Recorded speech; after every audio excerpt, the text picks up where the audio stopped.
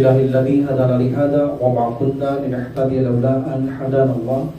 Asyhadu an la ilaha illallah wa asyhadu anna Muhammadan abduhu wa rasuluhu sallallahu alaihi wasallam. Assalamualaikum warahmatullahi taala wabarakatuh. Waalaikumsalam warahmatullahi wabarakatuh. Ipapatuloy natin ang parusa sa libingan o marsak. Noong nakaraan, pinaksa natin ang mga kaluluwa ng mga Muslim ay pinaparusahan dahil sa kanilang pagpapabayad sa mga najis na kumakapit sa kanilang kasuotan at kanilang mga balat ng walang pag-iingat na alam nila mayroon silang najis ngunit sila ay nagiging walang pakialam. Number 2, yung mga taong nagkakalat ng satsat o mga paninirang puri o mga pagdiliba. So mayroon silang parusa sa libingan. At alam natin na pinaparusahan sa libingan ay ang mga kaluluwa. At of course, ang mga kaluluwa, ang mga pinaparusahan ito ay nakadarama ng paghihirap ang mga katawan. Tulad ng pagtulog natin, ang kaluluwa ang siyang nakadarama ng mga panaginip na kung saan apektado ang katawan. Kung mahirap ang kanyang napapanaginipan o ang nakakaharap ng kaluluwa sa kanyang panaginip, makikita niyo ang tao, minsan sumisigaw pa siya kahit natutulog dahil nararamdaman niya ang impact ng parusa ng mga kaluluwa sa kanyang katawan. Kung ito naman ay kaligayahan, masaya rin ang katawan sa pagtulog sapagkat maligaya ang nakaharap ng isang kaluluwa sa kanyang panaginip. At alam natin, ganun din sa kaparusahan ng libingan, yun ang halimbawa ng Allah subhanahu wa ta'ala na kaya niyang padamain ang isang kaluluwa sa panaginip na kung saan apektado ang kanyang katawan bilang isang malinaw at lantad na dalil upang tao'y maniwala na kayang gawin ng Allah subhanahu wa ta'ala ito sa kanyang libingan na ang kaluluwa ay parusahan at pakadama ang katawan. Remember, ito ay punishment sa kaluluwa sapagkat nakagawa siyang kasalanan at ang katawan ay nakakaramdam ng torment, meaning kahirapan, hindi punishment pagdating sa katawan, kahirapan kung anong nararamdamang kaparusahan ng kaluluwa doon sa marsa o sa libingan. So sa araw na ito, dadakuhan natin ng dalawa pang hadith na nakita ng Prophet sallallahu alaihi wasallam o nang siya ay nanaginip. Nakita ito sa panaginip ng Prophet sallallahu alaihi wasallam. Sa ibang report naman ng Isra wal Mi'raj, pati ito ay sa panaginip ang ating papaksahin na kung saan galing ito sa hadith mula sinalaysay ni Samura ibn Jundub radhiyallahu an na sinabi ng Prophet sallallahu alaihi wasallam sa kanyang mga sahaba, sino ang nanaginip sa inyo sa araw na ito? And then sinabi ng Prophet sallallahu alaihi wasallam, ako ay nanaginip, meaning this day revelation kay Prophet sallallahu alaihi wasallam, at dumating sa akin ang dalawang tao, ang sa ibang ulat, dalawang anghel. So sabi nila, tinawag nila ako upang isama ako, at finally sumama ako sa kanila. Sabi ng Prophet Muhammad sallallahu alaihi wasallam, hanggang makita namin ang isang tao na nakahiga. So nakahiga ang tao at mayroong nakatayong tao doon sa kanyang uluhan. Doon sa kanyang ulo may nakatayong tao, hawak niya ang batong batong malaki. At nakita ni Prophet sallallahu alaihi wasallam ang batong ito ibinabagsak niya sa ulo ng tao. At ang ulo ng tao ay nababasan. Meaning this is a soul of the believer. Ganun kasakit ang nararamdaman ng kaluluwang ito at epektado ito ang katawan niya sa libingan. Ibinabagsak niya ang bato sa kanyang ulo. So, meaning ang kanyang ulo ay nawawasak, nakakras talaga ito, nadudurog ang kanyang ulo. At ang bato ay gugulong, hahabulin ng taong ito para kunin, ilagay uli sa taas. Pagbalik niya, ang kanyang ulo ay buo na naman. So, binubuo siya ng Allah subhanahu wa ta'ala. Bago makabalik ang tao, dadala niya ang bato sa tabi ng ulo para ibagsak uli, buo na makikita niya ang ulo at muli ibabagsak siya. Sabi ng Prophet sallallahu alaihi wasallam, babagsak na naman yan. At ito sinabi ng Prophet sallallahu alaihi wasallam, mananatili ito hanggang araw ng paghuhukom. Meaning dire-diretso ang parusa ito. Ipalayo tayo ng Allah subhanahu wa ta'ala. Ang parusa kasi sa libingan, mayroong tatlong klase. Mayroong walang kaparusahan, mayroong pinaparusahan pero may kapahingaan, at mayroong kaparusahan na walang kapahingaan. Mostly ang mga kufar walang pahinga ang kanilang parusa, but ang mga Muslim mayroong kapahingan minsan wala. But because of the syafa', the intercept, minsan natitigil ang parusa sa kanila ng mga Muslim. Kapag namamagitan kay Allah subhanahu wa ta'ala, ginagawa mo mabuti para sa taong yaon, pansamantalang titigil. At ang isang dalil dito, ang Prophet sallallahu alaihi wasallam na makita niya, ang marinig niya, pinaparusaan ng dalawang kubur at naglagay siya ng dalawang tangkay na sariwa. Sabi niya, pansamantalang matigil ang parusahan lang hanggat ito hindi natutuyo. Meaning, that is a kind of syafa'a from Prophet sallallahu alaihi wasallam. So pwedeng matigil dahil sa pagbabasa ng Quran para sa kanila ginawa kay Allah subhanahu wa ta'ala, o pagsasadaka para sa kanila ginawa kay Allah subhanahu wa ta'ala, pansamantalang natitigil ang parusa ng mga Muslim. But may mga parusang dire-diretso. Okay, kagaya nito sabi ng Prophet sallallahu alaihi wasallam, tuloy-tuloy ang parusang ito. Allah knows best, maaari matigil ito kapag may ginagawang mabuti ang isang Muslim para sa patay na ito na ginagawa protesi ng Allah subhanahu wa ta'ala. So sino sila? Sabi ng Prophet sallallahu alaihi wasallam, sino sila? Sabi ng mga anghel o dalawang kasama niya, sila yung mga tao na kung saan ay pinag-aralan nila ang Quran, ngunit hindi nila isinasabuhay. Sila yung nag-aral ng Quran, ngunit hindi nila ito isinasabuhay, at sila yung mga hindi bumibigkas ng Quran. Kinalimutan nilang bigkasin ng Quran, especially kapag sala, natutulog lamang sila, meaning hindi sila nagtasala. Kapag sala na ng gabi, halimbawa, matutulog o asar, matutulog. So, sino sila? Number one, sila yung nag-aral ng Quran, ngunit hindi ito sinasabuhay. Number two, sila yung nag-aral ng Quran, nagbabasa ng Quran, ngunit bigla nilang kinalimutan basahin ito ng walang kadahilanan. Meaning, may parusa ang mga Muslim na nag-aral ng mga Quran, then hindi niya na ito binibigkas. Nang walang dahilan, hindi siya busy sa hanap buhay, hindi siya abala sa kung ano magparki ang Subhanahu, kinalimutan niyang i-recite ang Quran. O kaya naman, mga taong hindi nila i-recite ang Quran sa pagsasala, meaning hindi sila nagsasala o nagpapabaya sa kanilang mga sala. Yan sila sabi kay Prophet sallallahu alaihi wasallam.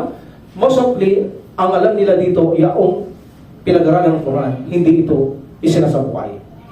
Meaning, nakita ng Prophet sallallahu alaihi wasallam ang parusang ito. Can you imagine, ang bato ibabagsak siya sa kanyang ulo, mababasag ang ulo, gugulong ang bato, kukunin ng taong itong bato, pagbalik niya buo ang mukha o ang ulo, ibabagsak ang ulo, iingot ito, ahabulin ng tao, magbalik niya buo, babagsak ito, until the day of resurrection, sabi ng Prophet sallallahu alaihi wasallam, dire-diretso ang parusang yan. Ipalayo tayo ng Allah subhanahu wa ta'ala. Alalahanin natin, ang pag-aaral ng Quran ay nahahati ito sa iba't ibang antas. May nag-aaral ng Quran na bit by bit, hindi sila nagmamadali para ito ay maisabuhay lamang. At pag naisabuhay na, tsaka nila dadagdagan ang kanilang mga pinag-aaralan sa ayat ng Quran. Hindi katulad ngayon, tinatawag siya yung hafiz, pero hindi man natin naiintindihan at binabasa natin. Ang bilis mag-memorize. Buong Quran, within 2 years, 3 years, memorado nila ang buong Quran. Ganun sila nag-aaral. Ba't hindi nila naiintindihan? Paano na siya sa buhay yun? So ang Quran hindi siya ipinadala upang memoryahin lamang. Ipinadala ito bilang guide, bilang patnubay. Meaning, aalamin mo, isa sa buhay mo. So ganun ang Quran. Pag mumuni-munihan mo, ipinadala ito para pag nilay-nilayan, pag muni-munihan, hindi lang i-memorize nang hindi mo naiintindihan. So meaning, ang mga unang nag-aral ng Quran, like the Sahaba, the Tabi'in, pinagsumikapan nilang gawin ang kanilang mga pinag-aralan sa Quran. That is the number one people na pinag-aaralan ng Quran at isinasabuhay nila ang Quran. Number two, sila yung mga nag-aaral ng Quran at bilang pakitang tao lamang. Ginagamit ito sa pakitang tao, ang pag-aaral nila sa Quran. O anumang klaseng kaalaman sa Islam, nag-aaral pa lamang sila, ang layunin na nila ay pakitang tao. Like for example, para matawagin siyang sheikh, tawagin siyang scholar, tawagin siyang imam, tawagin siyang knowledgeable, tawagin siyang scholar. Yun ang layunin niya sa sarili niya. Gusto niya na humanga sa kanya ang mga tao instead na humanga sila sa Allah subhanahu wa ta'ala. Ang gusto niya ay siya ang purihin. That's why ang mga taong ito na nag-aral sa Quran bilang pakitang tao, sila ang unang taong ipanggagatong sa impyerno ng apoy. Mauuna pa sila sa mga kupar. Sa araw ng paghukom, unang tao sa mga Muslim ang papasok, ang unang ipanggagatong nila ng Allah subhanahu wa ta'ala sa impyerno ng apoy. Alalahanin natin, ang unang hahatulan sa araw ng paghukom ay ang mga tagasunod ng Prophet sallallahu alaihi wasallam. Huli pa lang ang hindi mananampalataya. Mauuna lahat ang Muslim. That's why mauunang Muslim ang ipanggagatong sa impyerno ng apoy. Hindi pwedeng itapon sa impyerno ng apoy ang kupar nang hindi pa ito nahahatulan ng Allah subhanahu wa ta'ala. Ba't hindi niya na ito iisa-isahin? Mga propetang magsasaksi sa kanilang mga sinamba, kung sino sinamba nila, yun na lang ang galing ng Allah subhanahu wa ta'ala. Tatanungin niya kung nagpasamba sila sa mga tao, kung hindi, agad na alam na ang mga tao ito'y talo na. Muslim, iisa-isahin ng Allah subhanahu wa ta'ala. At sila ang mauuna, especially ang mga followers ni Propeta Muhammad sallallahu alaihi wasallam. Then sabi niya, ito ang unang tatlong papasok sa impyerno ng apoy, sabi ng Prophet sallallahu alaihi wasallam. Unang ipanggagatong ang mga taong ito. Mga Muslim ang unang ipanggagatong sa impyerno ng apoy. Number 1, yaong mga tinatawag na mujahid. Number 2, yaong may mga kayamanan. Number 3, yaong may kaalaman, sabi ng Prophet Muhammad sallallahu alaihi wasallam. On the day of resurrection, bawat isa sa mga ito ay tatawagin at haharap siya kay Allah subhanahu wa ta'ala. At sasabihin ng Allah subhanahu wa ta'ala, ikaw, saan mo ginamit ang iyong katawan? Ya Allah, ginamit ko ang aking katawan para makipaglaban, makibaka sa iyong landas.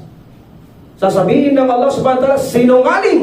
Sasabihin ng mga malaika also, sinungaling. Kaya mo lang ginawa ang pakikipagpatayan sa sinasabi mo, nakikibaka ka sa aking landas upang tawagin ka lamang matapang. O meaning nagpapahanga ka lamang. That is a riya. Meaning nakikipaglaban siya para sa mga tao ay akitin niya na hangaan at purihin siya. Instead ng Allah subhanahu wa ta'ala, na tinatambal niya ang sarili niya sa Allah subhanahu wa ta'ala, gusto niya tumanggap ng papuri sa tao na sabihin, matapang siya. That's why, itapon niyo sa impyerno ng apoy. Sabi ng Allah subhanahu wa ta'ala, unang panggagatong yan sa impyerno ng apoy. Kakaladkarin sa kanyang mukha ng mga malaika, mukha ang ikakaladkad at itatapos siya sa impyernong apoy. Kita niyo ang impact ng mga mujahid na nagriya. Number 2, sabi ng Allah subhanahu wa ta'ala, dalhin dito, meaning isa-isa. Yung binigyan kong kayamanan. Sasabihin ng Allah subhanahu wa ta'ala, ikaw saan mo ginamit ang kayamanan ibinigay ko sa iyo? Ya Allah, ginamit ko ito, pinagmundod ko sa mga tao for your sake, para sa landas mo, Ya Allah. Sinungaling, sasabihin ng Allah subhanahu wa ta'ala. Ginugol mo lang yan para sabihin sa iyo na ikaw ay taong mapagbigay. Iyan ang yung layunin na hangaan kanila, itapon sa impyerno ng apoy yan. Number 3, yaong mga may knowledge. Sasabihin ng Allah subhanahu wa ta'ala, mahalaga ito, nag-aaral kayo, kailangan pangawakan natin ito. Ikaw saan mo ginamit ang iyong kaalaman na ibinigay ko sa iyo? Ya Allah, itinuro ko ang Quran, nagturo ko sa iyong landas, Ya Allah. Sinungaling, kaya ka lang nagturo para sabihin nilang ikaw ay maalam. Itapon niyo sa impyerno nga po ito. So meaning may mga nag-aaral na pakitang tao lamang. Like the Bedouin in the time of Uthman ibn Affan radiyallahu an, nag-aral sila, they call Qur'an. Meaning na Qur'an, specialized ka na marunong kang bumigkas ng buong Qur'an. But sila ay hindi nag-aral for the sake of Allah, for the sake of the benefits of dunya.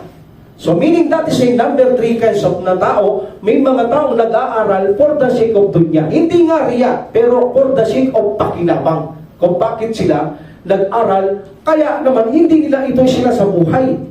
Dahil ang gusto lang nila ay pakinabang sa makamundong buhay. So paano nila sa buhay yun? Ang gusto lang nila ay pakinabang. That's why sa Penones, maliban na paradalaan, ang mga taong ito ng mga bado na naging ipokrito, na nagpanggap na Muslim at nag-aral ng Quran para sa sahod na ibinibigay ni Uthman ibn Affan radiyallahu dahil masagana ang panahon na iyon kay Uthman ibn Affan radiyallahu an. So may mga Muslim na sila ay nag-embrace lamang at nag-aral sa Islam upang sa kapakinabangan.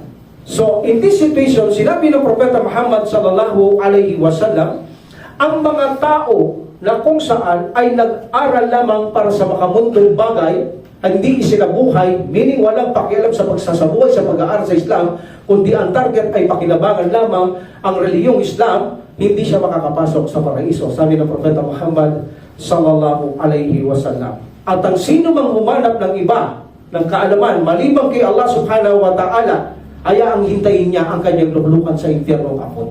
Meaning nag-aaral sila bilang pakinabang lamang ang mga taong ito. And also the Prophet sallallahu alaihi wasallam, sinabi din ng Propeta Muhammad sallallahu alaihi wasallam, mula ito kay Abu Hurairah, na sabi niya, ang sino mang naganap ng kaalaman para tawagin siyang maalam o scholar, sabi ng Prophet sallallahu alaihi wasallam, siya ay ibabalibag sa impyernong apoy because of riya. At hindi kayo magiging scholar, sabi ng mga sahaba, hanggat hindi nyo kinakatakutan ng Allah subhanahu wa ta'ala. Ang tanging mga scholar lamang yung kinakatakutan nila ang Allah subhanahu wa ta'ala, meaning isinasabuhay nila ang kanilang na pag-aaralan. Kaya may mga katuruan, sabi ng Prophet sallallahu alaihi wasallam, ang mga scholar, kahit nakakaunti ang kaalaman, ngunit ginagawa nila ito for the sake of Allah. That is the true scholar. Konting knowledge, but makikita mo sila, isinasabuhay. Ang mga taong pinakabobo, hindi niya sinabing pinakamagmang. Mangmang kasi yung hindi mo alam, nagagawa mo mali. Bobo. Ang pinakabobong tao, sabi ng Prophet sallallahu alaihi wasallam, yung alam nila, hindi nila ginagawa. Kailanman ay hindi tatawaging scholar ang mga taong yan. Sa Islam, hindi basihan ng nag-aaral ka sa maraming paaralan. Hindi katulad ng mga hindi Muslim, kapag nag-aaral ka sa malalaking paaralan, natapos ka, you are a scholar. Sa Islam, hindi gano'n ang sukatan ng scholar. Ang scholar, kahit na konti ang alam mo, ngunit isinasabuhay mo. Hindi yung nag-aral ka ng napakaraming universidad, marami kang alam, ngunit hindi mo isinasabuhay. Sabi ng Prophet sallallahu alaihi wasallam, hindi ka scholar, pinakabobo kang tao. Sabi ng Prophet Muhammad sallallahu alaihi wasallam. That's why ang sino mang nag-aaral na makamundong bagay lamang, sila yung mga kabilang sa mga itatapon sa impyerno ng apoy, at sila yung mga taong mga bobo sapagkat hindi nila isinasabuhay ang kanilang mga pinag-aaralan. Alhamdulillah. So in this situation, ang Quran, sabi ng Prophet sallallahu alaihi wasallam, sa araw ng paghukom, magiging kalaban niyo siya. O magiging tagapagtanggol niyo siya. Meaning, kung ito ay isinabuhay mo, ang iyong pinag-aralan, magiging tagapagtanggol mo siya kay Allah subhanahu wa ta'ala. At remember, ang Quran ay katangian ng Allah subhanahu wa ta'ala. Salita niya ito. Hindi niya maaaring tanggihan ito sapagkat mismo, ang kanyang mismong katangian ang mamamagitan sa kanyang mismo kay Allah subhanahu wa ta'ala. That's why hindi ka mabibigo. Ngunit kapag naging kalaban mo ito, dahil katangian ito ng Allah subhanahu wa ta'ala, salita niya ito, tiyak na mabibigo ang isang tao kapag naging kaaway niya ang Quran sa araw ng paghuhukom. That's why, pangalagaan nating mag-aral sa Islam, pilitin nating isabuhay. Huwag tayo magdagdag ng kaalaman para sabihin tayo ay maalam, tayo scholar para hangaan. Hindi. Mag-aaral lamang tayo para isabuhay lamang ang gustong ipag-utos ng Allah subhanahu wa ta'ala at Propeta Muhammad sallallahu alaihi wasallam sa atin. That's why, lalakipan ito ng parusa ng Allah subhanahu wa ta'ala silang mga nag-aral na kung saan ng Quran ay hindi na nila binabasa ng walang dahilan o hindi nila ito isa na sa buhay at hindi nire-recite sa oras sa salam, meaning nagpapabaya ng kanilang mga sala, makakadama o makakatagpo ng kaparusahan ang ganitong kaluluwa ng mga Muslim sa bansak pa lamang. At kapag ninais na Allah subhanahu wa ta'ala hindi naging sapat para patawarin niya ang gumawa ng riya o mga ganitong kaso, bagamat sila'y Muslim, may parusa, kapag hindi naging sapat ang parusa sa kanya sa bansak, ay maaaring parusahan siya ng Allah subhanahu wa ta'ala sa impyernong apoy. Hanggat hindi siya lumalabas sa Islam, ay maaari siya makapasok sa paraiso sa pinakamalalim na pinakamababang antas ng pintuhan ng paraiso. So that is another punishment na masusumpungan ng isang Muslim kapag siya ay nag-aaral ng Quran, hindi niya ito isinasabuhay o anumang katuruan tulad ng sunnah ng Prophet sallallahu alaihi wasallam na alam niya, ayaw niyang isabuhay. At ganun din, ayaw mong i-recite ang Quran, nagpabaya ka na, tinamad ka na, bagamat walang dahilan, nakatambay ka, nakakalat ka lang sa daan, wala kang ginagawa, nakarelaxation ka, ayaw mo nang basahin ng mga pinag-aaralan ng Quran, there's also punishment. Ito ay mga major sin, malalaking kasalanan, at lalo na kapag hindi ka nagsasala, hindi mo nire-recite ang Quran. Another punishment sa barsak ay yung nakita ng Prophet Muhammad sallallahu alaihi wasallam sa kanilang pagpapatuloy na paglalakbay. Sabi niya, nakita ko ang tao nakahiga. Ganun din, may taong nakatayo din sa kanya. Kung kanina ba ito iba. Mayroon siyang ilalagay na iron hook na parang mga taga sa mga isda. Ilalagay niya sa side ng bibig. So nakahiga ito. At nakatayo ang tao, ilalagay niya yung hook na yon, na iron hook, bakal siya. And then inahatak sa Nabi sallallahu alaihi wasallam, ahatakin niya yung hook hanggang likod, nakatusok, mawawarak. At papasok sa ilong hanggang likod, mawawarak. At papasok sa mata hanggang likod, mawawarak. Sabi ng Prophet sallallahu alaihi wasallam, meaning inilagay niya ang hook, ahatakin niya ng buo sa ulo hanggang likod, tapos yung hook na yon. At ilalagay naman sa kabila. Habang inilalagay sa kabila, nabubuo ang kanyang nawarak na bahagi dito, sabi ng Prophet sallallahu alaihi wasallam. At kapag natapos ito, babalik niya dito, mabubuo na naman ito. Hanggang sa araw ng paghukom, sabi ng Prophet sallallahu alaihi wasallam, gagawin ang bakal na yan, ilalagay sa bibig, tatagos ng ilong hanggang likod dito, at tatagos sa kanyang mata hanggang likod, then sa kabila, bibig, ilong, hanggang likod, hanggang mata yan. So paulit-ulit ang simang yan, o hook na yan, na hinahatak ng tao. So sabi niya ang Prophet sallallahu alaihi wasallam sa kanyang mga kasama, sino sila? Sabi niya, sila ang mga taong sinungaling. Simple, sinungaling, pero matindi ang parusa. Sapagkat malaki ang dulot ng pagsisinungaling ng isang tao. Well, merong mga exemption sa pagsisinungaling. Then, except in necessity, lalo na ang necessity, life and death, like Ammar, radiyallahu an, pinagkanulo niya ang Prophet sallallahu alaihi wasallam sa panahon ng Quraysh. Alos mabaliw-baliw siya nung pinalabas siya ng mga Quraysh dahil pinagkanulo niya ang Prophet Muhammad sallallahu alaihi wasallam. Ba't bumagsak ang revelation na hindi siya pinatawang kasalanan sa Subhanahu wa Ta'ala? Dahil hindi niya kagustuhan yon, ayaw niya gawin. But in necessity, talagang hirap na siya. Pinatay nanay niya, tatay niya, siya, ganun din sa kanya, pinapatay din siya. Ibig sabihin, pinaiinom siya tubig, after that, papasuhin siya dito, after that, painumin, papasuhin siya dito. Hindi niya na makayanan. That's why sabi ng mga Quraysh, magsalita ka lang isang pagkakalulo kay Muhammad, palalayahin ka namin. So in that case, life and death, necessity, nagsinungaling siya, pinagkalulo niya ang Prophet Muhammad sallallahu alaihi wasallam. Pero pwede yun dahil life and death, necessity. Meaning pwede tayong magsinungaling in case of necessity. Like sabi ng Prophet sallallahu alaihi wasallam, pwede kayong magsinungaling in Bethel. Because the Bethel is deceived. What is deceived? Sabi ng Prophet sallallahu alaihi wasallam, linlangan. Hindi kayo magsisinungaling sa kasama nyo. Magsisinungaling kayo, may benefit para sa inyo laban sa mga kaaway. Meron din yung sabi ng Prophet sallallahu alaihi wasallam, pwede kayong magsinungaling in case of benefits. Malaking benefits kaysa sa mali. Meaning may mali ito pero malaking benefits. Yung pagkasundo nyo ang umma o mga taong nag-aaway. Iimbento ka ng magandang salita. Hindi ka iimbento masama. Iimbento ka ng mabuting salita. Like for example, nag-away yung dalawang Muslim. Talagang hindi nagbabati. Sabihin mo, brother, galing ako doon kay brother at least admit niya na inaamin niya, nagkamali siya. Kung patatawarin mo lang siya, handa siya humingi ng tawad. Hindi niya sinabi yun. Umimbento ka pero mabuti yun. Kailangan mabuti. At ganoon din sinabi mo sa kabila. Then pinagtagpo mo sila, alam nila na sila ay umadmit na ng kasalanan at andang magkabati. So gumawa ka ng ganung paraan. So may mali pero malaki ang benefits. So meaning ina-allow Diyos sa Islam. Ang tinutukoy dito yung walang benefits. Ang dumadanas ng parusang ang taong ito ay yung mga walang benefits. At sinabi ng Allah subhanahu wa ta'ala sa Quran, Inna Allah la yahdi huwa musyrifun kadhab. Hindi ginagabayan ng Allah subhanahu wa ta'ala ang mga taong lumalabag at mga sinungaling. At sinabi nila Prophet ng Allah subhanahu wa ta'ala, sumpain ang mga sinungaling. Sinusumpa ng Allah subhanahu wa ta'ala ang mga sinungaling. That's why this is a major sin. In this situation, ang pagsisinungaling ay malaki ang kasalanang nagagawa. At matindi ang parusa ng mga taong nagsisinungaling. That's why ang parusang ito, ipinakita kay Prophet sallallahu alaihi wasallam kung gaano katindi ang parusa, inilalagay ang hook sa bibig, hahatakin hanggang sa likod dito. Bakal to, nakalusot to sa bibig hanggang likod. Hahatakin niya ito, papasok hanggang ilong, mula ang likod na yan, tatamaan din. Diretso, meaning diretso, hanggang mata, hanggang tatagos ito sa kanyang uluhan. Babalik sa kabila, then mabubuo ito, paulit-ulit, hanggang daday ang frustration. Anong mararamdaman ng iyong katawan? Alam natin sa panaginip, kapag nananaginip ka ng masama na sinasabi pa ng iba, bangungot daw, sumisigaw ang tao, hindi ba? Sumisigaw siya, nararamdaman niya talaga yung abdil ng naranasan ng kanyang kaluluwa, habang nananaginip siya, damang-daman niya na parang totoo. Alam naman natin, ang panaginip parang totoo ito. Ito either kaligayahan, either kahirapan, pasakit, nararamdaman mong totoo habang hindi ka gumagalaw, tulog na tulog ka, pero walang nakakaalam sa nangyayari sa'yo na tumaranas ka ng kahirapan. Sometimes nakikita mo ang tao, mamamatay sila na hindi alam ng mga katabi nila na marami na nangyari na namatay ang katabi nila na wala silang kaalam-alam. Hindi natin alam kung ano ang kinamatay nila, na maaaring dumanas muna ng paghihirap bago kinuha ng Allah subhanahu wa ta'ala ang tuluyan ng kanilang mga kaluluwa. That's why matindi rin ang hirap na dinadanas ng katawan habang pinaparusaan ang kanyang kaluluwa doon sa barsak o sa kanyang libingan. So kaya naman, napakahalaga na iwasan natin ang pagsisinungaling ng walang benepisyo, ng walang kapakinabangan, not necessity, not life and death. Hindi dapat ginagawa ang mga pagsisinungaling.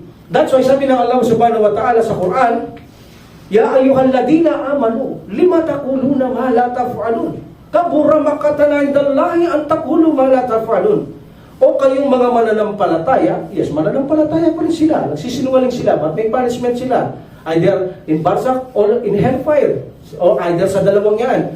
Tinawag pa rin silang mananampalataya ng subhanahu wa ta'ala dahil hindi lumalabas sa Islam ang mga taong nagsisinungaling. Sabi niya, Allah subhanahu wa ta'ala, o kayong mga mananampalataya, bakit niyo sinasabi ang hindi niyo ginagawa? Meaning nagsisinungaling ka. Hindi mo ba alam na karumal-dumal, kasuklam-suklam sa akin ang nagsasabi kayo na hindi niyo naman ginagawa? Meaning nagsisinungaling kayo. This ayah, kabura means, this is the most hated ng Allah. Ang pinakaayaw ng Allah, yung nagsisinungaling ka o sinasabi mo ang isang bagay na hindi mo yan ginawa. Walang patotoo, meaning nagsisinungaling ka lamang. Either na siguro ginawa mo bilang pakitang tao, o kaya naman ginawa mo for the worldly benefits, or either riya ang ginawa mo kung bakit mo sinabi ang bagay na hindi mo ginagawa. That's why ito ay kasinungalingan. How can we prove na ito ay kasinungalingan? Because the Prophet sallallahu alaihi wasallam, minsan, nakita, ito ay narate niya, Imam Ahmad at Abu Dawud rahimahumullah, nakita niya, inarate mismo ni Abdullah bin Amir, nung bata siya nag-narate mismo nito, na kung saan sabi niya, dumaan ang Prophet sallallahu alaihi wasallam nung bata ako, at tinawag ako ng aking ina. Ya Abdullah, sabi niya, come, sabi niya, ano sa Arabic yun? Come, who knows? Ta'al, sabi niya, ta'al. Ta'ala, ta'al. Come, sabi niya. So narinig ito ng Prophet sallallahu alaihi wasallam, sabi niya, bakit mo siya tinawag? Sabi niya. Bakit mo siya tinawag? May bibigay ako sa kanya, Rasulullah, sabi niya. And then, wama arati ang tutpiho? Anong bibigay mo sa kanya? Sabi niya. Sabi ng Prophet sallallahu alaihi wasallam, datiles, Rasulullah, sabi niya. Bibigyan ko siya ng isang datiles, o dates, o pasas, etc. Bibigyan ko siya ng pagkain. So sabi ng Prophet sallallahu alaihi wasallam, amma innaka law lam taf'ali, then kutibat alayki kadam. Kung hindi mo gagawin ang iyong sinabi, itatalang kasinungalingan sa iya. That's why, ang ayang to, bakit mo sinasabi? Meaning, tinawag mo siya, sabi mo, bibigyan mo, then hindi mo naman pala bibigyan, bakit mo sinasabing hindi mo ginagawa? Sabi ng Prophet sallallahu alaihi wasallam, yan ay kasinungalingan. Kapag hindi mo binigyan yan, ang sinasabi mo, tinawag mo siya, ikaw ay sinungaling. That's why, ang mga ito ay kabilang sa mga kasinungalingan. Ang ayang ito, napatunayan, dumating kila Abdullah. Ang ayang ito, dumating ito kila Abdullah. Minsan, sinabi nila, itong si Abdullah, as far as I know, I think this is Abdullah bin Salam. Abdullah bin Salam, radiyallahu anhu, sahaba siya. Sabi niya, sino kayang pupunta sa atin para tanungin natin ng sugo kung anong kalugod-lugod na gawain kay Allah subhanahu wa ta'ala? And then walang pumunta sa kanila. Bumagsak ang revelation. Dahil naririnig ng Allah subhanahu wa ta'ala, bumagsak ang revelation na ito. Surah Sad, chapter 61. At sinabi na Allah subhanahu wa ta'ala, ang kalugod-lugod na gawain sa kanya, inna Allah yuhibbul ladina yuqatiluna fi sabilillah. Amwata. Ang sabi ng subhanahu wa ta'ala, ang kalugod-lugod na gawain kay Allah ay yaong makibaka kayo sa kanyang landas. And then, itong si Abdullah bin Salam at kasama niya, gusto nilang malaman ang kalugod-lugod kay Allah. At kapag nalaman nila, gagawin nila ang kalugod-lugod na ito kay Allah subhanahu wa ta'ala. Okay? So, nang sila ay makipaglaban sa Uhud, at ang mga tao ay nagtakbuhan, tumakbo sila. Inilaglag ng Allah subhanahu wa ta'ala ang ayat, bakit nyo sinasabi ang hindi nyo ginagawa? Meaning sabi nyo, kapag nalaman nyo ang kalugod-lugod sa akin na gawain ang jihad, o bakit kayo tumakbo? Bakit kayo sinungaling? Meaning, nagsisinungaling pala kayo, hindi kayo totoo. Sinabi nyo, ang anong kalugod-lugod sa akin? Sinabi ko, jihad. Ngayon dumating ang jihad, nagsitakbuhan kayo. Nasaan yung sinasabi ninyong gagawin ninyo ang kalugod-lugod para sa akin? Bakit kayo tumakbo? Meaning kayo ay nagsisinungaling. That's why sabi ng Allah, bakit nyo sinasabi ang hindi nyo naman ginagawa? Meron din sa panahon na yaon, may mga nagkiklaim sa kanila, kahit hindi totoo, napatay namin si ganito, nakibakap sa ganito, nasugatan ako dahil sa jihad. Walang katotohanan ng mga yaon. Sinasabi nila ang mga hindi nila ginagawa. Sila yaong mga taong nagsisinungaling. Lalo na sa panahon ni Uthman ibn Affan radiyallahu anhu, subhanallah, sumagala ang kasinungalingan sa kanyang panahon. Isa sa lumuwasak o nagbigay na o nagbuo ng kaguluhan ay ang kasinungalingan, especially Abdullah ibn Sabah. Paksa natin yan sa Monday, Abdullah ibn Sabah, kung sino siya. The origin na pinagmulan ng Shia na dating sa Bahisin na tinatakwil ng ibang mga bagong Shia na kung saan hindi kinikilala dahil alam nila mali ginawa pa. Ang mga naunang Shia, ina-admit nila na si Abdullah Sabah ay nag-exist sa panahon ni Uthman ibn Affan radiyallahu anhu. Darating tayo dyan, insyaAllah. So in this situation, marami ang mga gawain na kapag ikaw ay nagsalita na hindi mo naman ginawa, that is a kasinungalingan. Especially sa mga kamusliman ngayon, makikita natin, because of lack of knowledge, kulang tayo sa kaalaman, ginagamit nila ang pangalan ng Allah subhanahu wa ta'ala ng Para lamang ginagamit nilang nakasanayan na lamang. Para mong ginawang tradisyon ang insyaAllah. InsyaAllah. Aki, dating ka bukas, importante lang. InsyaAllah. Pero wala yun sa puso niya, hindi siya darating. Even na ang pangalan ng Allah subhanahu wa ta'ala para matawag silang banal, gagamitin nila ang syala na kung saan hindi niya naman tutuparin yun. Nagsinungaling siya na ginamit niya o kinasangkapan niya pa ang pangalan ng Allah subhanahu wa ta'ala. Sinabi ng Allah subhanahu wa ta'ala, huwag niyong gawin ang aking pangalan upang kayo'y gawing banal o kayo tawaging mga banal. Meaning gagamitin mo ang insyala, pero walang totoo yun. Ang nagagawin mo, meaning, nagsisinungaling ka kasabay na ginagamit mo ang pangalan ng Allah subhanahu wa ta'ala. Gaano karami sa mga Muslim ngayon na wala silang pakundangan, insyaAllah bro, insyaAllah bro, insyaAllah bro, bro, punta tayo bukas, insyaAllah bro, bro, natin ka bukas, insyaAllah bro, tulungan mo naman ako sa biyaya na kailangan namin, insyaAllah bro, insyaAllah, puro insyaAllah, pero walang katotohanan yun. That's why, lalo itong kasuklam-suklam kay Allah subhanahu wa ta'ala na gamitin mo ang kanyang pangalan, ngunit hindi mo gagawin ang iyong mga sinabi. That's why ang parusa ng mga taong nagsisinungaling ay malaki ang kaparusahan sa kanila. Even na in barsak, matindi na ang parusa sa kanila. Can you imagine, ilalagay ang isang kawit na abakan sa iyong bibig, tagos yun sa likod ng iyong bibig, at hahatakin ito, ala sa likod yun. Palalo, tatagos sa iyong ilong, nasa likod pa rin yun. Tatagos sa iyong mata hanggang lumabas sa ulo. Then ilalagay sa kabila, habang nilalagay sa kabila, mabubuong mag-umpisa ang kabila at hahatakin hanggang bibig, ilong, mata, hanggang likod. Then babalik dito, palipat-lipat yan hanggang araw ng paghukom. Sabi ng Propeta Muhammad sallallahu alaihi wasallam, subhanallah, kaya naman ang kasinungalingan ay hindi dapat gawin ng Muslim. Maniwala kayo sa hindi. Ang kasinungalingan ang dulot ng gulo sa mundong ito at pagnanasa, makamundong bagay. Kapag ikaw ay nagnanasa, makamundong bagay, puro kasinungalingan ka mabubuhay. Like ang mga kufar, kung makikita nyo sila, ang kanilang kinabuhayan, puro yan galing sa kasinungalingan because of worldly benefit.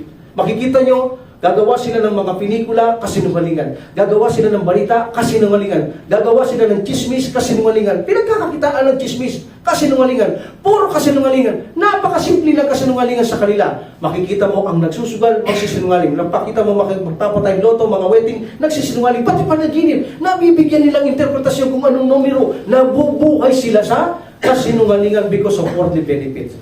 At alalahanin niyo ito, ngayon nyo lang maririnig.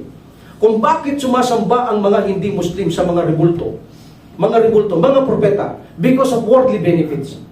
Kahit na alam nilang hindi makapagliligtas siya sa kanilang buhay, kahit na alam nilang tao lamang yan na katulad nila, sasambahin nila. Bakit? Dahil ang katwiran nila kapag ito sinasamba nilang mga bato, mga rebulto, nakapagbigay ng biyaya sa kanila, na akala na silang nagbigay, kundi ang Allah subhanahu wa ta'ala. Iniligaw sila ng Allah subhanahu wa ta'ala. Pinapaniwalaan nila na sila nagbigay ng gantimpala sa digmaan, panalo sila because of that. Sapat na yun na para sambahin sila because of mga mundong bagay. Wala na silang pakialam kung maliligtas sila sa kabilang buhay. Ang mahalaga, Diyos nila ito dahil binibigay niya ang kanilang pangangailangan sa mundo. Worldly benefits kung bakit sumasamba ang tao sa mga rebulto. Kahit na alam nilang bato, kahit na ginawa lang sa bakulod na yan, sasambahin nila dahil katwiran nila, nabigyan sila ng makamundong pangangailangan nila. That's why sapat na sa kanila, mga Diyos nila ang mga ito. One of the reason kung bakit ang tao sumasamba siya sa bato because of worldly benefits, kasabay ng mga kasinungalingan. Number one, kapag ikaw ay nagsisinungaling, maraming dulot to, magbibigay lang ako ng ilang importanteng bagay. Lolokohin mo ang tao. Kahit na ang Allah subhanahu wa ta'ala, kapag sinungaling ka, lolokohin mo siya, like the hypocrites. Hindi ba? Magsasaksi sila, magtetestify sila, para lamang sila'y makinabang o nangangamba sila sa panahon ng Prophet Islam. Ang mga hypocrites nangangamba na palayasin sa Madina o kaya naman patayin ng mga Muslim, nagpanggap silang asyhadu an la ilaha illallah. Hindi ba? Sinungaling sila. Hindi totoo yun. Lolokohin mo ng tao, even na ang Allah subhanahu wa ta'ala. What is the dalil? What is the dalil? In Suratul Hypocrites, Munafiq, doon may dalil ang Allah subhanahu wa ta'ala. Idza ja'akum akal munafiquna qalu nashhadu innaka la rasulillah. Pag dumating sa iyo, sabi ng Allah subhanahu wa ta'ala, mga hypocrite, meaning kay Prophet sallallahu alaihi wasallam, sinasabi nila, sumusumpa kami, naniniwala kami, katotohanan, ikaw ay sugo ng Allah. Shahidallahu innal munafiqina lakadibun. Meaning ang Allah ay nagte-testify o sumasaksi na ang mga munafik, they are lakadibun. Diniinan niya, di sila ay talagang tandisang mga sinungaling. Meaning, pati ang Allah subhanahu wa ta'ala, lolokohin ng mga ito. Kapag ang tao ay sinungaling, hindi lang tao, pati mga mananampalataya, lolokohin mo rin ang mga mananampalataya. That is the effect ng isang sinungaling, wala kang sasantuhin, kahit na sino pa. Kapag ikaw ay taong sinungaling, lolokohin mo ang lahat ng mga nilalang ng Allah subhanahu wa ta'ala, especially kung makamundong bagay. Subhanallah, yumamang ka lamang, makapanloko ka kahit na sino pang tao, lolokohin mo. Kahit ng sambayan, kahit mamuliti ka pa, namumuno ka, lolokohin mo ang mga tao, makuha mo lang ang pagnanasa mo sa makamundong buhay. In this situation, also kapag ang tao ay nagsisinungaling, nabubuhay lamang siya sa kasinungalingan. Mabubuhay ka lamang sa kasinungalingan. Sa mga hindi makatarong ang pamamaraan, ibinasa palengke ka, magtitimbang ka ng panluloko, sasabihin mo itong tamang kilo, nagsisinungaling ka, binili ko ito ng ganito, ito rin ang halaga niya, magbebenta ka lang walang tubo, meaning wala nang ang tubo yan, binalik ko na lang punan. Mga taong sinungaling. So meaning even na sa kalakal, lolokohin mo ang mga tao. Kalakal, lolokohin mo ang mga tao. Wala kang sasantuhin, makapanloko ka, mabenta lang mga kalakal mo because of worldly benefits. Okay? So lumilitaw din ang mga sinungaling sa atin, lalo na ang mga paninirang puri. Walang paninirang puri na hindi kasinungalingan. Kung totoo man ay panlilibak, sabi ng Prophet sallallahu alaihi wasallam. Dito ang mga taong binanggit natin nakaraan ay nagkakalat ng sadyat o mali, pupunta siya rito, chichismis niya. Pupunta ka doon, chichismis niya. Pag-aawahin niya kayo because of kasinungalingan. Walang katotohanan. Kung ito'y totoo panlilibak, bawal pa rin kung walang benefits. But kung walang katotohanan, sila yung gumagawa ng mga satsat upang pagkaguluhin ang Muslim. Malaki ngayon ang epekto ng mga taong sinungaling na kung saan pinag-aaway nila ang isang lipunan dahil sa kasinungalingan. Meaning, kaya niyang gawing pagpatayin sa paintulad ng samantala ang mga taong magpatay kahit mga Muslim. Magpapatayan sila dahil sa kasinungalingan, bit-bit ng isang nagdadala na yaan. That's why Allah subhanahu wa ta'ala nag-uutos siya sa atin na sinasabi niya, Ya ayyuhalladina amanu, o kayong mananampalataya, idadya akong pasikong binabain, pag ang mapagimagsi ay dumating sa inyo ng may balita, patabayano, alamin muna ninyo.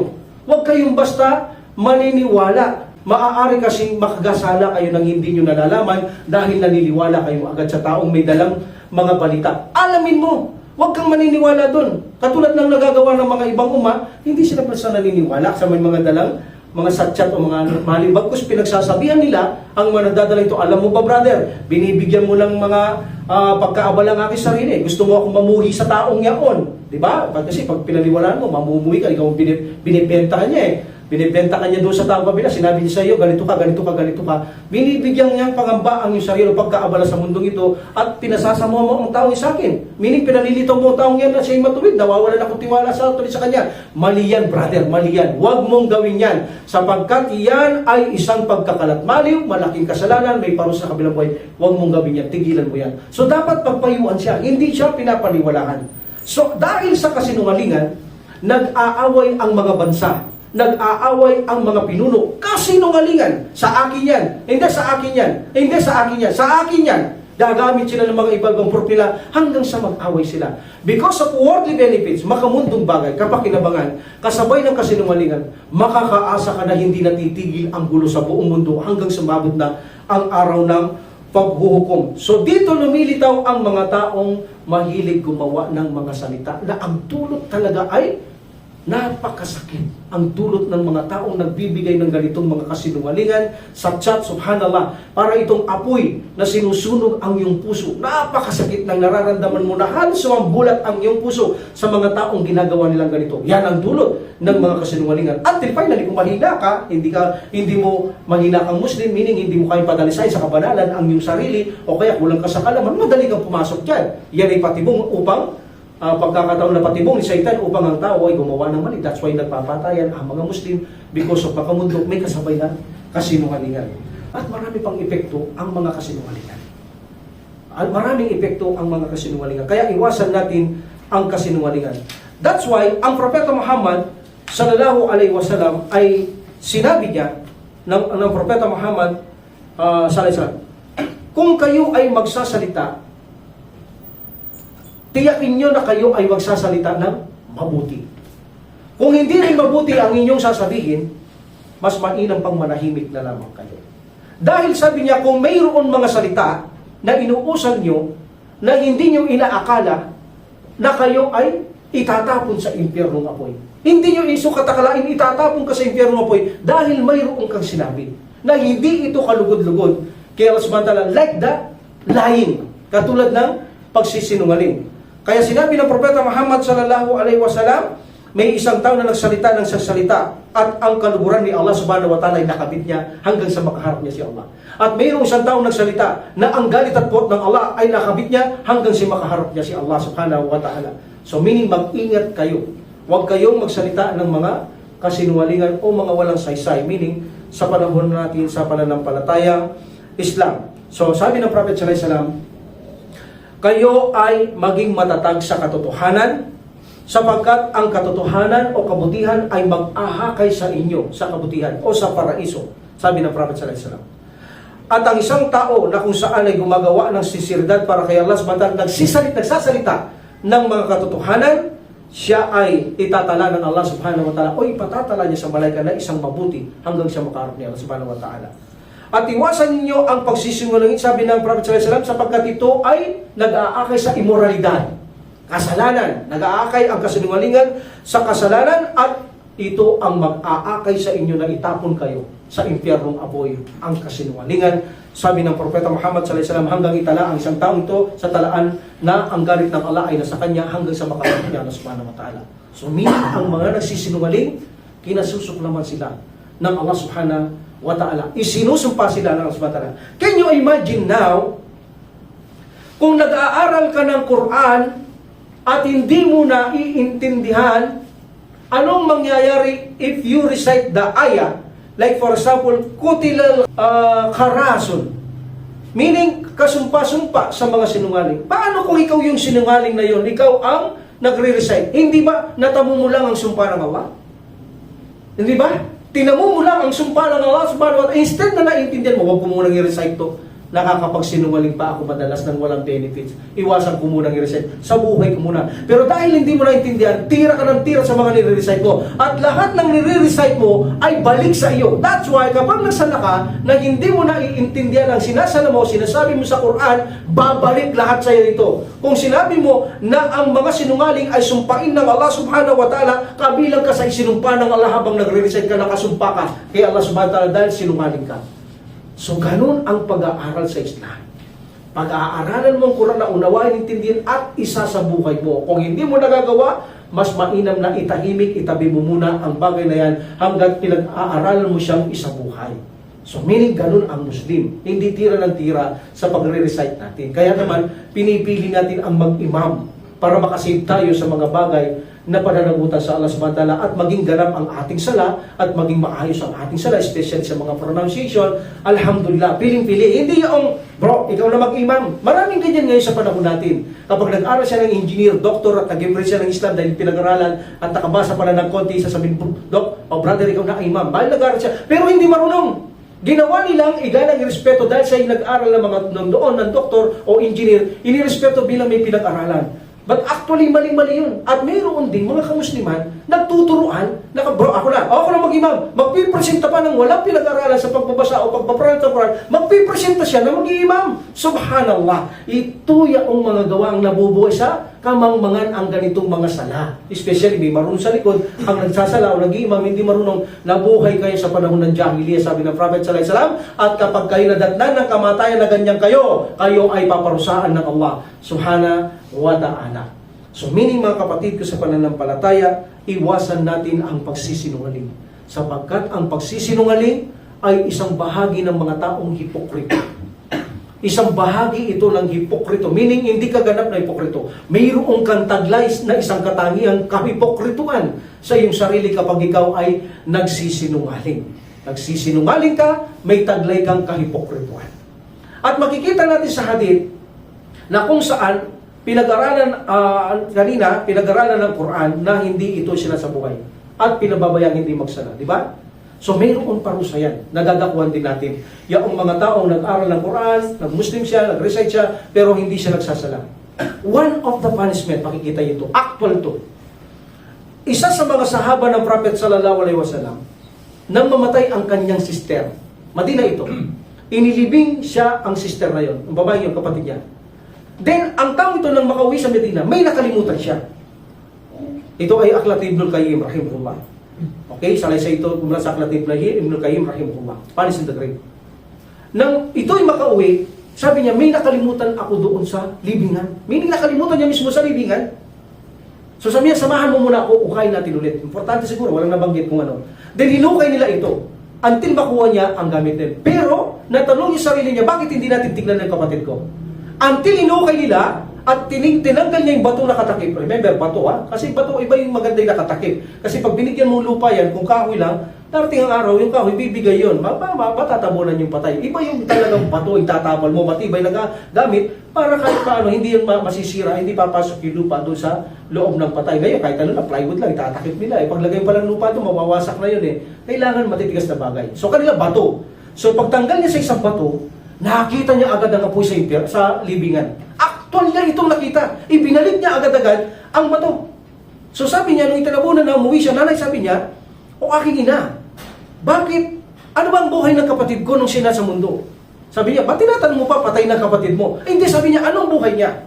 Noon sabi niya, ang kapatid mo, pumupunta siya sa magkabilang bahay at kung anong narinig, ikinukwento doon. O, natapik na natin to. Isa sa parusa ito. Kung anong naririnig, sinasatsat niya doon. Kung narinig dito, sinasatsat niya doon. Tapos na tayo dito, another punishment ito. At pagkatapos sabi niya, nagpapabaya siya ng kanyang sala. Subhanallah, nagpapabaya siya ng kanyang sala. Dumating na sala, sabi niya, hindi siya nagsasala. Hindi niya sinabi sa kanyang ina na nag-aapoy ang kanyang libingan. Allahu Akbar. In this situation, maaaring mangyari ito. Because minsan, napatunayan din natin, si Abdurrahman na ating kapatid, nung ilibing natin yun, ang pagbaba ni Abdurrahman sa kanyang libingan, ang pabango ay lumabas. So that's a possibility. Walang posible na ipakita yan ng Allah subhanahu wa ta'ala. Even na si Abdurrahman, saksi ako at marami nating kapatid, nung ibaba siya mismo sa kanyang kubur o kabrun, mismo ang pabango lumabas doon. Ang Allah nakakalam, either mga angel to o binigyan niyang bango kanyang libingan. Ang Allah subhanahu wa ta'ala nakakalam. But saksi kami, wallahi, nandyan ang Allah subhanahu wa ta'ala.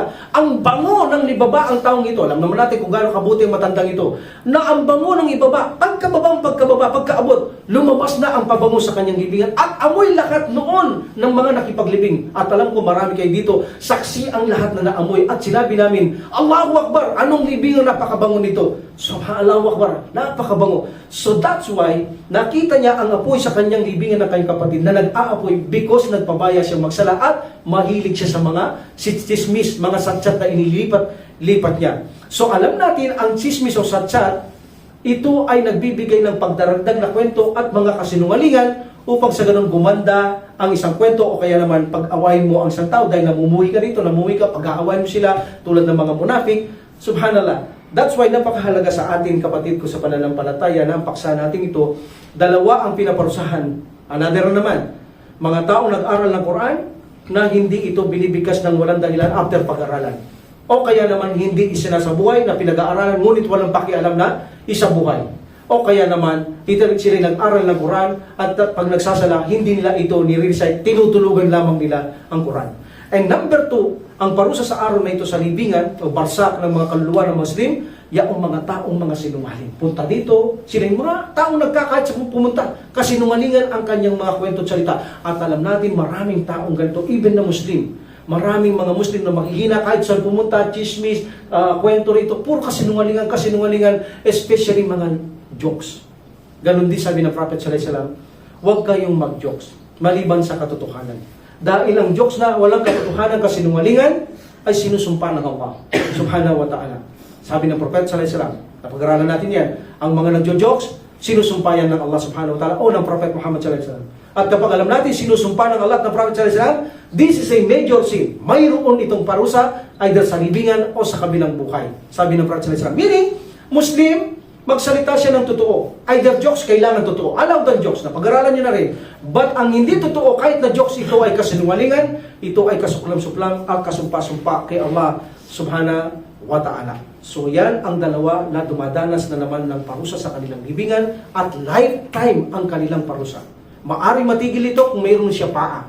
Meaning may gagawin kang mabuti para pansamantalang itigil. Like for example, magbasa ka ng Quran o pabasa ka ng Quran para sa patay. Meaning yung reward sa kanya. Ba't gagawin mo yung kaya samantala? Pansamantalang matitigil yan. That is siya paa. Natatanggapin ng Allah subhanahu wa ta'ala. O magsadaka ka for the sake of Allah para sa patay. Meaning hindi para sa iyo, para sa patay. O mag-hajj ka, dahil hindi nakapag-hajj ang ama mo, gagawin mo, nakapag-hajj ka na, gagawin mo tatay, pasamantalang matitigil ang parusa sa kanya. So meaning, nauuwi sa pamamagitan ang mga ginagawa mong mabuti na para sa kanya na gagawin mo sa Allah subhanahu wa ta'ala. That is a syafa'ah. Yan ang maaaring magpapigil sa kanila o magpatigil pansamantala ng kanilang tuloy-tuloy na kaparusahan habang buhay doon sa kanilang barsak until the day of resurrection. So, pansamantalang matitigil ang mga parusa because of the good deeds na gagawin yung para sa kanya, dahil mauwing mamamagitan kay Allah subhanahu wa ta'ala para ang parusa pansamantalang makapahinga ang mga tao doon. After that, ibabalik na naman ang mga parusa. So now, ito ang ating dalawang lesson for today na kung saan dalawang paparusahan sa kanyang barsak o libingan. Nakaapat na tayo dyan. Sa susunod, dadakuan natin ang mga susunod na nakita ng Prophet sallallahu alaihi wasallam Isra bin Mi'raj,